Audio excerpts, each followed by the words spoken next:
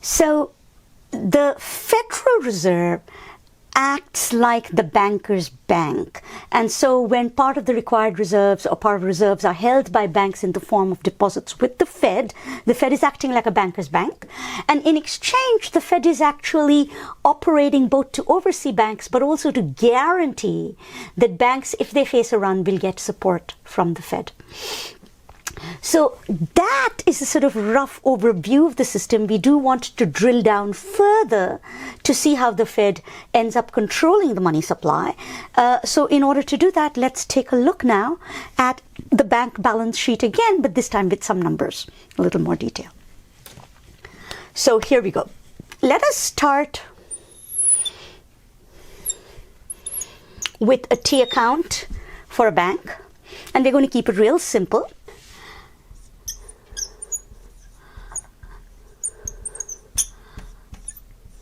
Let's say there's deposits of 100, and what the banks do is, out of this deposits of 100, they keep 50 in reserve and they lend out 50, all right? And so what's happening is that all of those deposits are either in reserves or loans, and there's some additional outstanding assets and loans. I'm just going to not focus on that for now because I want to drill down on this. All right. Now, the Federal Reserve has a rule that says banks are required to keep a fraction of their deposits as reserves. So the required reserve ratio, let's say it's equal to 10%, which means that for the $100 of deposits, the banks have to keep $10 in reserves, but they've kept 50 in reserves, right? So what this means is the banks have excess reserves which are equal to 40. They have to keep 50 in reserves, 10 in reserves, they have kept 50 in reserves, so they have 40 in excess reserves. And so this 40 they can lend out.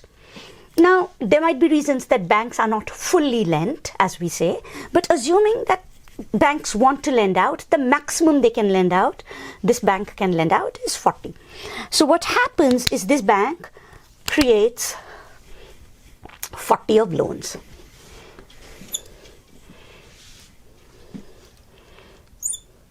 So in this case, what happens is the new reserves are 10 and the loans are 90. And that adds up to deposits of 100. But here's the thing. When it creates 40 of loans, it actually then creates new deposits because the person taking the borrowing is going to end up taking that and depositing the check somewhere, right? And so what that means is somewhere else in the system, there's going to be plus 40 of deposits, which means that you can, the bank that got that is getting additional reserves because this 40 has added to their reserves when it came in as deposits. And so then they will have to keep $4 out of it because 10%, and they can lend out the remaining and so on. So this process will keep going until all the excess reserves are fully absorbed. So what happens is if you begin here with an initial situation where you had deposits of 100 which added reserves of 100, right? Banks can keep on lending until this entire 100 stops being excess reserves, which means that until this 100 becomes 10% of whatever the total deposits are. So reserves of 100 can back deposits of up to 1,000.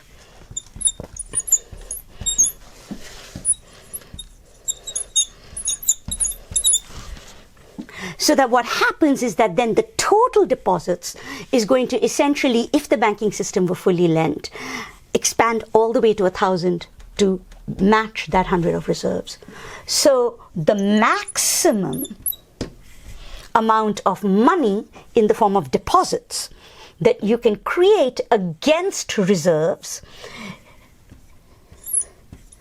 is 1 over the required reserve ratio times reserves. So in this case, if my reserves were 100, required reserve ratio is 10%, then the maximum I can get is a total of 1,000. Right? So what this means is that the Federal Reserve has the capacity to address the banking system when it is in a situation of being highly responsive and fully lent by using various instruments of monetary policy to do multiple things. It can change the required reserve ratio, or it can engage in actions that can change the volume of reserves in the banking system. And by changing the volume of reserves available in the banking system, the Fed can therefore change the volume of deposits that can be made against those reserves in the banking system. So let's see how the Fed does that in the next video.